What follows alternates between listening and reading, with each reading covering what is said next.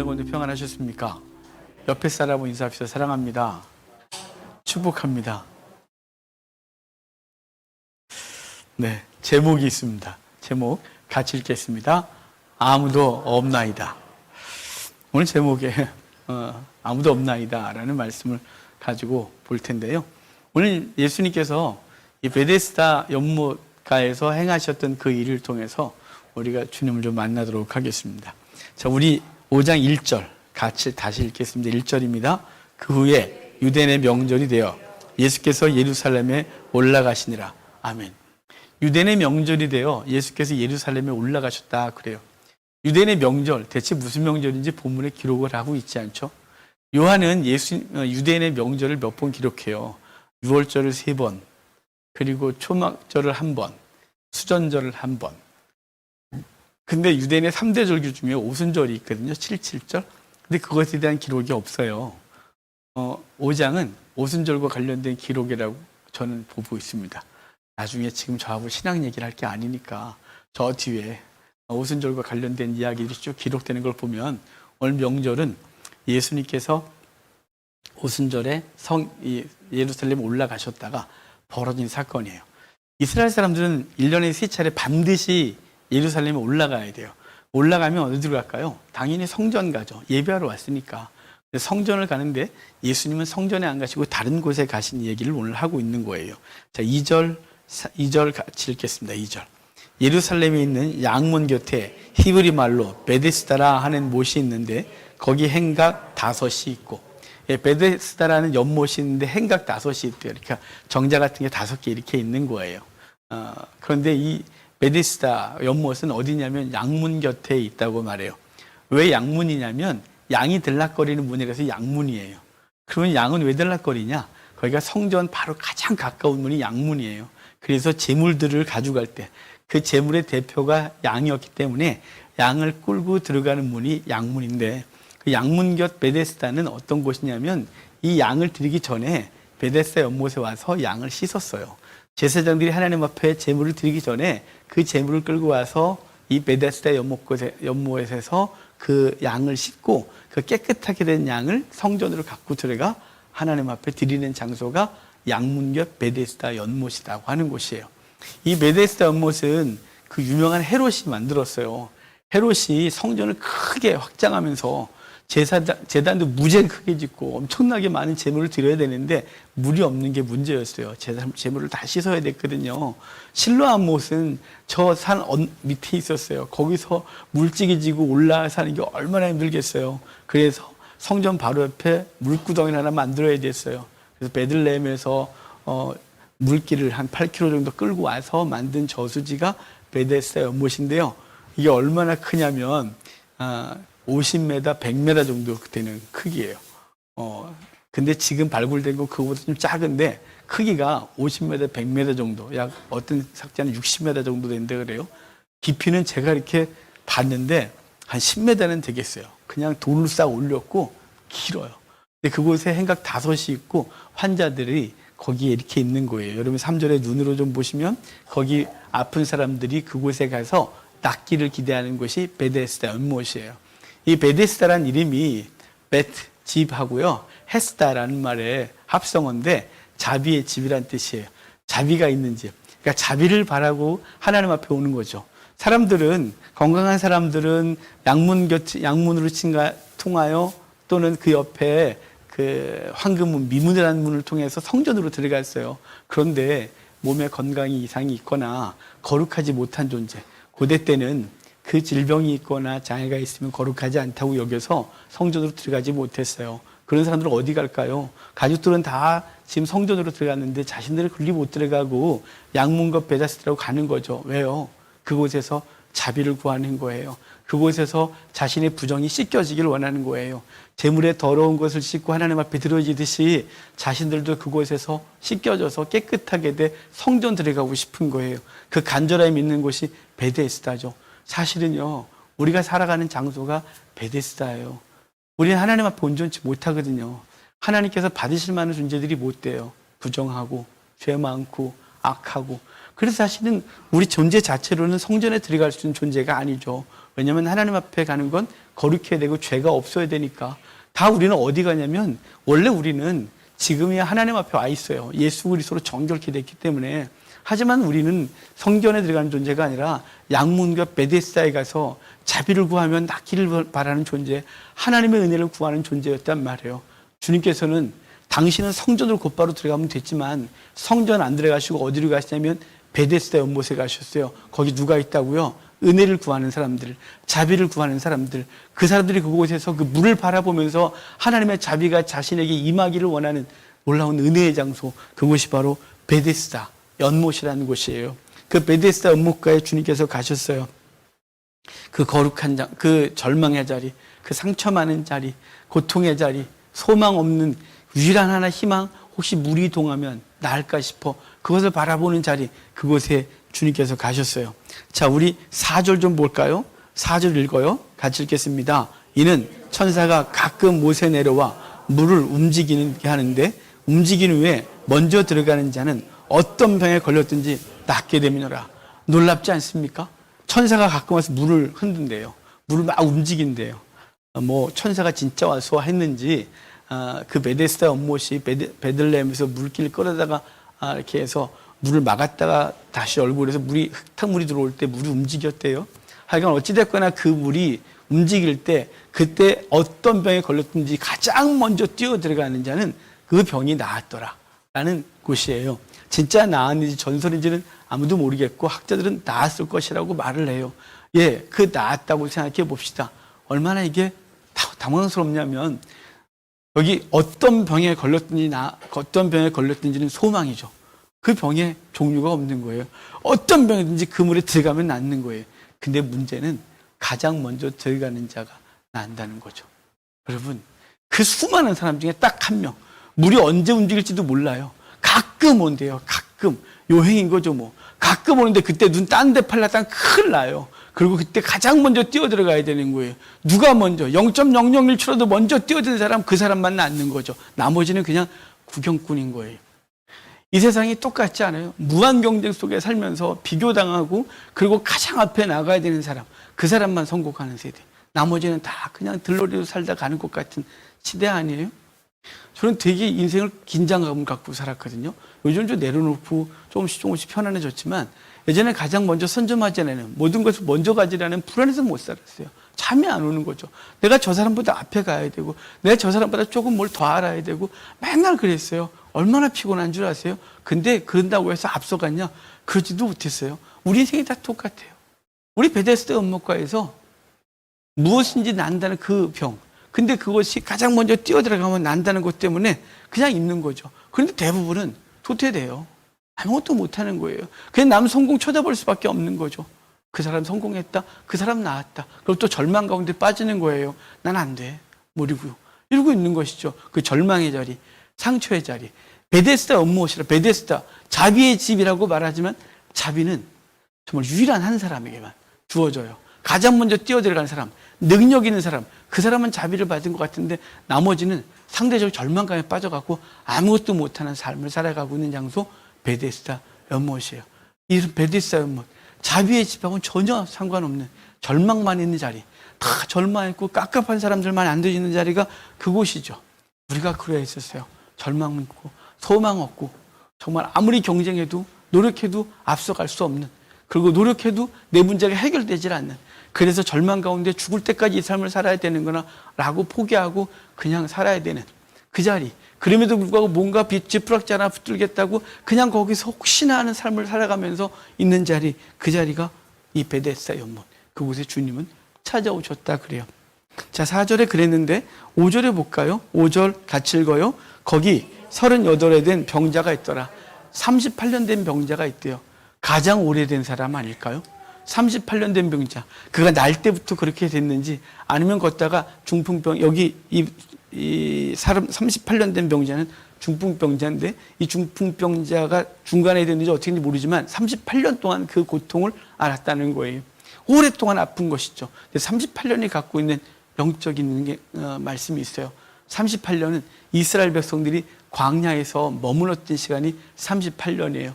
이스라엘 백성이 애굽에서 나올 때 얼마나 희망차게 나왔어요. 우리 가나안 땅에 들어간다. 할렐루야. 그리고 나와갖고 대적과 이기고 만나 먹고 메추라기 먹고 막 바위 터트려서 물 내고 시내산 올라가 하나님의 말씀 받고 막 성전 짓고 성막 짓고 이제는 가나안 땅에 들어가 그랬는데 가데스 바네아에서 12명이 헛소리하는 바람에 38년 동안 거기 머물렀어요. 그냥. 그 헛소리 때문에 다들 막 그래 맞아 여기 와서 다 죽이려는 거야 안 되는 거야 막 그러다가 결국은 하나님이 그렇게 들어가기 싫어? 그럼 거기 있어. 그래서 가데스 바네아 중심으로 그 주변에서 38년간 머물렀어요. 꼼짝도 못하고 광야에서 아무것도 없는 곳에서 즐거움이란 찾을 수 없는 곳 38년 자기 의지와 상관없이 움직일 수 없는 땅 하나님이 움직여야 조금 움직이고 그것밖에 못했던 땅 그리고 이제 마지막 1년은 희망에 부풀려 이제 와서 요단강 건너 들어오는 것이에요. 그래서 40년이죠.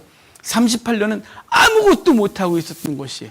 지금 이 사람이 갖고 있는 38년 된 중풍병자라고 하는 것은 뭐냐면 자기 의지 갖고는 아무것도 못하는 자기가 하고 싶어도 할 수 없는 가나안 땅에 들어가고 싶어도 들어가지 못하고 애굽으로 가고자 해도 가지 못하고 그냥 주님의 구름이 멈춰 있으면 그냥 그곳에 있어야 되는 거죠. 나 좀 더 있고 싶어요. 그런데 구름이 떠오르면 그냥 가야 되는 거죠. 자기 의지 아무것도 할 수 없는 자기는 아무것도 할 수 없는 그 시간이 38년인데 이 사람 38년이에요. 이 사람은 이스라엘을 상징할 뿐만 아니라 모든 인간을 상징하는 거예요. 자기 의로는 구원을 받을 수 없는 아무도 자기 의로는 의로워질 수 없는 자기 행위로는 의로울 사람이 없다고 하신 로마서 말씀대로 우리는 스스로는 구원받을 수 없는 천국 가고 싶으나 갈 수 있는 능력이 없는 내 삶을 해결하고 싶으나 해결할 능력이 없는 내 삶을 뒤집어 엎어 뭔가 대단한 일을 하고 싶으면 대단한 일이 벌어지지 않는 그냥 38년 된 병자처럼 중풍병자처럼 그 자리에 앉아서 탄식하고 아파하고 있는 이 절망의 자리 그 사람이에요. 주님께서 누굴 발견했다고요? 38년 된 오래된 병자를 발견하신 거예요. 그 사람 발견한 거예요. 그 사람은 예수님께 나온 게 아니에요. 예수님 오시니까 여기 있다고 나 좀 보라고 그게 아니에요. 그 사람 그냥 거기 있었어요. 뭐만 봤냐면 물만 보고 있는 거예요. 물만 뚫어지게. 왜냐하면 언제 움직일지 모르고 움직이는 사람 움직일 때 단 한 사람 먼저 들어간 사람만 나니 그 기회를 놓치면 죽는 거죠. 38년 동안 그거 하고 있었던 거예요. 언제 물 움직이나. 근데 주님께서 그 사람한테 찾아가신 거죠. 우리 아무것도 할 수 없어요. 우리 살면서 나 뭔가 해보려고 애쓰지 않았어요? 가끔 절망이 일어나요. 사람이 남자가 50대쯤 되면 우울감이 생긴대요. 거기다가 뭔가 이룬 것이 없다고 생각하면 굉장히 절망스럽대요. 이거는 일반 사람 다 똑같고요. 목사들도 비슷해요. 저라고 그렇게 안 그렇게 했어요. 제가 꿈꾸는 목회가 아주 컸어요. 우리 아버지가 제 이름을 뭐라고 줬냐면 주간이라고 줬는데요. 홀기 벼슬관이에요. 하나밖에 없는 벼슬하라고. 그래서 담임 목사래요. 근데 이 정도 담임 목사 말고요. 전 세계 최고의 부흥사가 되는 게 어릴 때 꿈이었어요. 난 부흥사가 되리라. 전 세계를 돌아다니는 부흥사가 되리라. 개교에도 부흥시키지 못한 바보 같은 목사가 되어 있는 이 존재. 애써도 안 되고 몸림쳐도 안 되고 뭔가를 해야 되는데 할 수 있는 능력은 없고 애쓰지만 마치 30번이는 중부병장처럼 그냥 혹시 하는 소망으로 앉아있는 저도 똑같고 우리보다 똑같아요. 우리 절망의 자리에 주님은 오셔서 우리를 보시고 우리에게 오시는 거죠. 주님께서 이렇게 물으세요. 자, 6절 주님의 말씀 좀 들어볼까요? 같이 읽어요. 예수께서 그 누운 것을 보시고 병이 벌써 오래된 줄 아시고 이르시되 내가 낫고자 하느냐. 병이 벌써 오래된 줄 아시고 우리 병 오래됐어요. 정말 이 절망 오래됐어요. 그리고 앞으로도 이 절망의 삶을 산다는 건 끔찍하고 그러는 거죠. 그래서 바보 같은 사람들은 극단적 선택을 하고 더 이상 이 삶을 사는 것이 버거우니까 포기하고 그래 돼요. 주님께서 오래된 줄 아시고 그러는 거예요. 낫고자 하느냐. 여러분에게 주님께서 물으신다면 뭐라고 대답할 거예요? 저는 이렇게 할 것 같아요. 그걸 질문하라고 하니? 너 지금 안 보이니 나를? 내가 지금 얼마나 고통스러운지 안 보여? 싸울 것 같은데 이 사람 안 그래요. 근데 주님은 이 사람 그거 알면서 왜 물으신 걸까요? 왜 낫고자 하느냐고 묻는 걸까요? 이 사람 자기 절망을 보게 하십니다. 자기 절망을 봤어요. 자기 절망을 어디까지 봤냐면 이 사람이 얼마나 바닥까지 봤냐면 그 바닥까지 본 얘기가 그 다음 얘기예요. 그 바닥 얘기 볼까요? 그 사람의 바닥. 자, 7절 같이 읽어요. 병자가 대답하되 주여 물이 움직일 때 나를 못에 넣어주는 사람이 없어. 내가 가는 동안에 다른 사람이 먼저 내려가나이다. 얼마나 슬퍼요. 이 장면을 읽으면 이 사람의 마음이 막 느껴져서 같이 울고 싶어요. 얼마나 고통스러웠을까. 이 사람은 이래요. 얘 낫고자 해요. 이건 기본이고 내가 능력이 없어요 정도가 아니에요. 내가 가려는데 안 되는 정도가 아니고 아무도 없어요. 날 도와줄 인간이 없어요. 그거죠. 여러분, 맨 처음에 이 절망을 자기 스스로 해결해 보려고 그래요. 모든 인간은 똑같아요. 여러분은 문제를 여러분이 해결하려고 그러지 누구한테 도움 구합니까? 근데 하다가 안 되니까 날 도와줄 사람이 부모인가? 그래서 금수저, 흑수저, 은수저 이러고 따지고 앉아있고 내 주변에 누가 날 도와줄까 싶어서 친구 따져보고 주변 지인 따져보지만 도와줄 것 같긴 한데 안 도와줄 것 같기도 하고 괜히 와서 부탁하면 망신당할 것 같기도 하고 막 이런 거죠. 그래서 부탁도 해봤는데 근본적인 도움은 안 되고 망신만 당하고 관계만 깨지고 이게 상해진 거죠. 이 사람이 지금 그런 상태예요. 자기 능력으로는 안 되고 그래서 누군가 날 좀 도와줬으면 좋겠는데 딴 사람들이 옆에서 던져주기라도 하는데 가족들이 난 아무도 내게 없어서 아무도 나를 도와줄 자가 없나이다. 물이 동할 때 내가 움직일 수도 없는데 날 누가 도와주지도 않아요. 날 물에 던져놔줄 사람도 없어요. 이렇게 말하는 거예요. 완전한 절망이죠. 내가 능력이 없는데 날 도와줄 사람도 없다는, 난 혼자서 이걸 버텨내야 된다는 이 절망감은 우리로 삶을 살다가 지치게 하는 거죠. 지치게 하는 거예요. 아무도 없다는 이거. 가끔은 저도 그걸 느끼거든요. 아무도 없다는. 여러분이 제게 있어서 감사해요. 또 나 있잖아 이거 다 이렇게. 여러분이 제게 있어서 제가 힘들 때 목사님 제가 옆에 있잖아요. 버텨준 분이 여러분인 걸 제가 너무 잘 알아요. 근데 가끔은 저는 형제도 없고 가족도 없고 아무도 없어요. 그래서 마치 페달을 밟다가 잠시 멈추면 쓰러지는 자전거 같은 때가 있어서 너무 지쳐요. 하나님 너무 힘들어요. 하나님 너무 힘들어요. 이럴 때 있어요. 저는 이 사람이 너무 많이 느낌으로 와요. 그래서 이 사람 얘기를 읽다가 그 장소에 가서 전 성경을 읽을 때 그 배경에 가서 읽거든요. 여러분 베데스다를 못 가보셨잖아요. 전 갔잖아요. 몇 번이나. 거기 가서 상황을 연출해 놓고 그 자리에 제가 누워있고 예수님이 오신 장면을 얘기하고 주님이 저한테 물은다면 제가 이렇게 말하는 저는 완전 절망인 거죠. 아무도 날 도와줄 수가 없어요. 하나님 저 혼자예요. 아무도 없나이다 라고 말하는 거예요. 여러분 아무도 없나이다 그럴 때 주님은 옆에 계셨어요. 왜 물으신 거예요? 낫고자 하느냐? 그 물으신 이유는 그거 너무 잘 알아서 오신 거죠. 그리고 주님은 그를 고칠 능력이 있기 때문에 물으신 거죠. 저와 여러분의 삶 가운데 낫고자 하느냐 묻는 거예요. 당연하죠. 먼저는 우리의 영혼이 구원을 얻고 그 다음에 영혼이 평안을 얻고 더불어 우리의 삶의 문제들이 하나님 은혜 가운데 해결되기를 원하는 것은 모든 그리스도인들의 소망이에요. 주님께서 오늘 저와 여러분의 자리에 오셔서 낫고자 하느냐? 그걸 질문을 하고 가겠어요? 근데 주님이 왜 낫고자 하냐고 물으시면 내가 얼마나 무능한지를 알게 하시며 난 그동안 열심히 달려왔는데 내가 할 수 있는 게 아무것도 없다는 걸 다시 한번 인식하는 거죠. 난 누군가 도와줄 줄 알았는데 내 옆에 도와줄 사람이 아무도 없다는 거예요. 심하게는 가족도 배우자도 날 못 돕는다는 이 절망 앞에 서는 거죠. 심지어는 부모도 못 도와요. 저희가 자녀들을 돕는 게 무슨 능력이 있어요? 조금밖에 못 도와주지. 어찌됐거나 자기 삶은 자기가 져야 되는데 그 무게가 너무 무거워서 감당이 안 될 때가 있는데요. 그때 주님 물으시는 거예요. 낫고자 하느냐? 예. 근데 나는 혼자라서 아무것도 할 수가 없어요. 능력도 없는데 도울 자도 없어요. 이렇게 말하는 게 지금 이 사람의 말인 거예요. 자, 그런데 주님께서 뭐라고 하시는지 볼까요? 8절 같이 읽어요. 예수께서 이르시되 일어나 네 자리를 들고 걸어가라. 아멘. 네 자리를 들고 일어나 걸어가래요. 아니 지금 이 사람 아무것도 못한다 그랬잖아요. 그리고 이 사람은 누군가 날 물에 던져줄 사람이 없다 그래요. 그럼 주님이 이렇게 하셔야 되지 않을까요? 기다려. 내가 던져줄게. 이러면 되는 거잖아요. 그런데 주님께서 그렇게 하지 아니하시고 물이 너를 치유하는 게 아니야. 다른 사람이 네 문제를 해결할 수 있는 게 아니야. 네 문제를 해결해 주는 건 환경도 아니고 여행도 아니고 가끔 천사가 와서 움직이는 그때도 아니고 인생에 3번 기회 온다는데 그 기회도 아니고 내가 너를 돕는 거야 라고 하셔서 일어나 네 자리를 들고 일어나 걸어가라고 말하는 거예요. 네 자리, 절망의 자리 그거 털고 이제 네가 일어나 걸어가래요. 이미 주님께서 낫게 하신 거죠. 그가 그 말씀을 듣고 일어났는데 움직이기 시작한 거예요. 38년 된 병자, 이스라엘 백성들이 광야에 38년 동안 아무것도 못했는데 주의 말씀이 임하여 이제 너희는 요단강 건너 들어가라 그래서 그들이 움직여 들어갔던 거예요. 그랬을 때 그들이 하나님 그들 앞에 요단강이 갈라지고 그리고 이스라엘 백성들 앞에 있는 모든 대적들이 무너지는 놀라운 역사를 경험하게 되는 것이죠. 주님께서 우리에게 일어나라고 말하는 거예요. 일어나라는 말과 부활이라는 말이 같아요. 일어나라 그랬어요. 우리의 영혼을 향하여 일어나 이렇게 세우신 분이 주님이세요. 그 죽음의 자리에서 일어나 그래서 우리로 살게 하신 것이죠. 달리다고 마신 거예요. 그리고 일어나게 하시고 그리고 이제 걸어가라고 하셨는데 여기 우리가 뒤까지 보겠지만 잠시 중간중간 볼 거예요. 이후에는 이 사람이 가서 어디 들어간 줄 아세요? 성전으로 들어갔어요. 성전 들어갔다가 주님 만난 거예요. 이후에 잠시 주님은 고치시고 사라지는 바람에 누가 고쳤는지 몰랐어요. 이 사람은 너무너무 행복해서 갑자기 일어났더니 막 다 걷게 되는 거지, 뛰게 되는 거죠.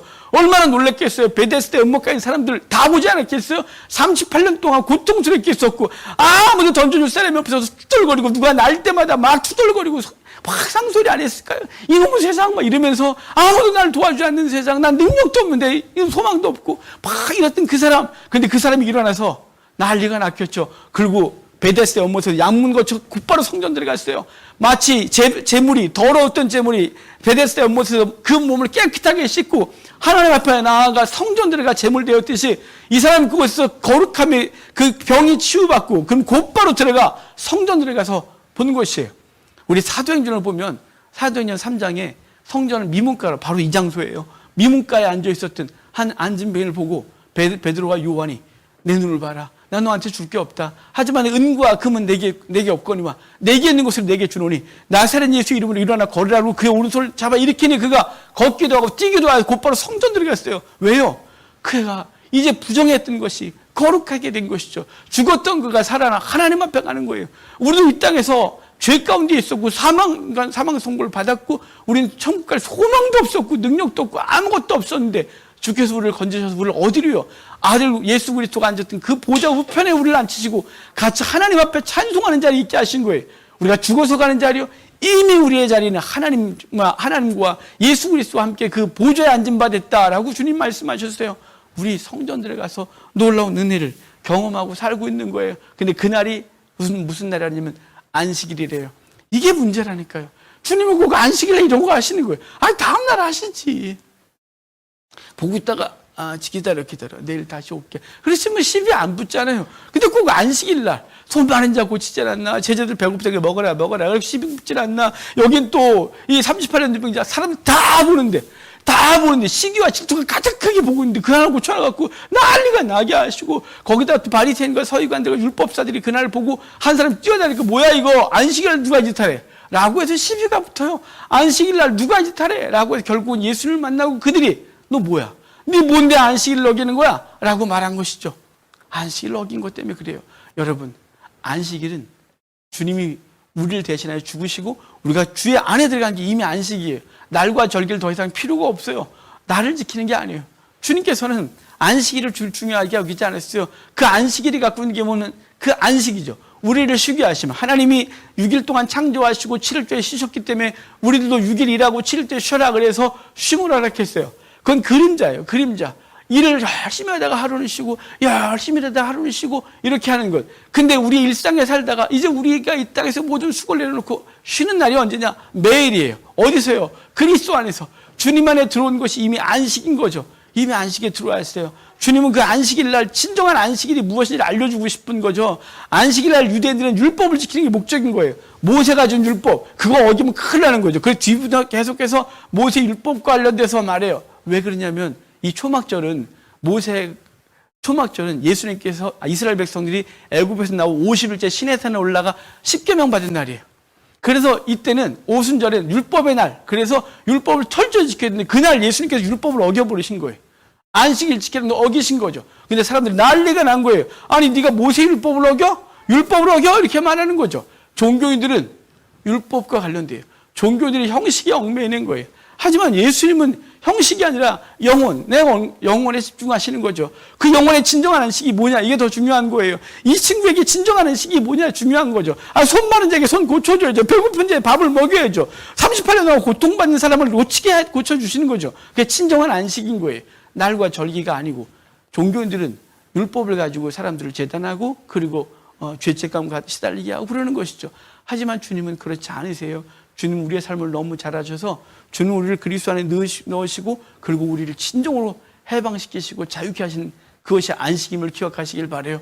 그래서 안식일 10이 붙으니까 주님께서 이렇게 말씀하시고 우리 거긴 좀 읽읍시다.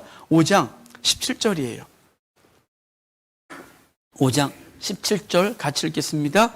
예수께서 그들에게 이르시되 내 아버지께서 이제까지 일하시니 나도 일한다. 이것 때문에 주님은 또 안식일도 오긴, 이게 이제는 지하고 하나님하고 동격이야, 이놈이. 난리가 난 거죠. 여러분, 우리야.